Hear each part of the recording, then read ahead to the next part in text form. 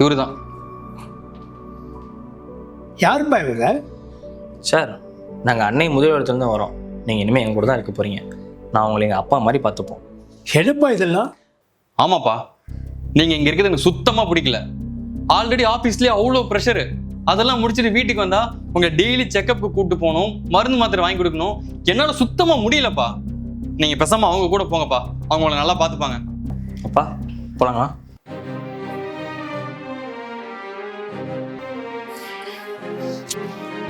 ஏங்க வேணாங்க, அப்பா நம்ம கூடயே இருக்கட்டும்ங்க. எனக்கு ஏதோ தப்பா படுதுங்க. ஏய், உள்ள போய் ஏதாச்சும் வேலை இருந்தா பாரு. அவரை வச்சு மல்லு கட்டினதே போதும். ஏங்க சாப்பாடு எடுத்து வச்சிருக்கேன், சாப்பிடாம எங்கேயும் வந்து உட்காந்துருக்கீங்க. எனக்கு எதுவும் வேணாம் சரண்யா. அப்பா சாப்பிட்டாரா? அப்பாதான் இல்லையேங்க.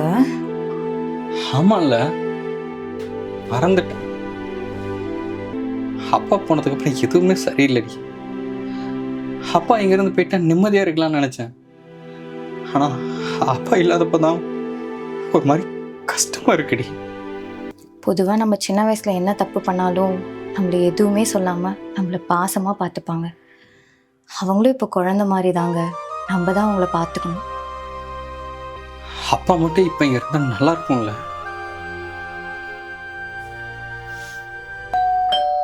சார். சொல்லுங்க. மேடம், உங்கள் மாமா உங்களெல்லாம் பார்க்கன்னு சொல்லிட்டு ரொம்ப அடம் பிடிச்சிட்டே இருந்தார். அதான் உங்களை கூப்பிட்டு வந்தேன். மாமா? யாரு? அப்பா. மாமா உள்ள வாங்க மாமா. வச்சுக்காதப்பா, எனக்கு உங்களெல்லாம் பார்க்கணும் தோணித்து. அதான்ப்பா வந்தேன்.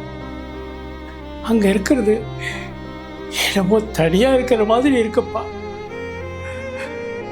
சரிப்பா, அதை விட சாப்பிட்டியாப்பா? அப்பா என்ன மன்னிச்சிருங்கப்பா. நான் உங்களை தெரியாம அங்க போய் சேர்த்துட்டப்பா. நீங்க இங்க இருக்கும்போது உங்க அருமை எனக்கு தெரியலப்பா. ஆனா நீங்க அங்க போனதுக்கு அப்புறம் தான்ப்பா ரொம்ப கஷ்டமா இருந்துச்சுப்பா. தயவு செஞ்சு இனிமேல் என்னை விட்டு எங்கேயும் போயிடாதீங்கப்பா. மன்னிச்சிருங்கப்பா. நீ மன்னிப்புல கேட்காதப்பா. நீ என் புள்ளப்பா. மன்னிப்புல கேட்காத, மன்னிப்புல கேட்காத, மன்னிப்புல கேட்காதப்பா. நல்ல முடிவு சார். நீங்களாச்சும் புரிஞ்சுக்கிட்டீங்களே. அங்கே உங்கள் அப்பா மாதிரி 100 பேர் இருக்காங்க.